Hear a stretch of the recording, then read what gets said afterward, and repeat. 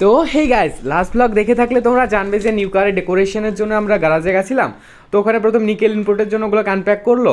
তারপরে গাইস এখানে একটা লোক এসে দেখলাম যে সিটগুলোকে নিয়ে একটু ছেড়খানি করছে। তারপরে ফাইনালি একটা সিট খুলেই ফেললো, কারণ সিট কভার লাগানো হবে তো গাইস। আর একটা লোক বললো যে উইন্ডশিল্ড লাগানোর জন্য আগে গাড়িকে একটু পলিশিং করতে হবে। তো উনি ওনার কাজ স্টার্ট করে দিলেন। এটা দেখে আমরা চলে গেলাম দুপুরে লাঞ্চ করতে, কারণ সকাল থেকে কিছুই খাওয়া হয়নি। তারপরে মাছের মাথা মুগ ডাল এইসব দিয়ে লাঞ্চ করা কমপ্লিট করে চলে আসতে দেখলাম ভাইপোর মামা, লালটু কাকু আর জুগনু কাকু সবাই চলে এসেছিলো। তারপরে ফাইনালি র্যাপিংটা করানো হলো উইন্ডের। দেন কাজ কমপ্লিট করতে করতে সন্ধ্যা হয়ে গেছিলো। তারপরে এখানে বিলিং টিলিং কমপ্লিট করে আমি গাড়িতে এসে বসলাম।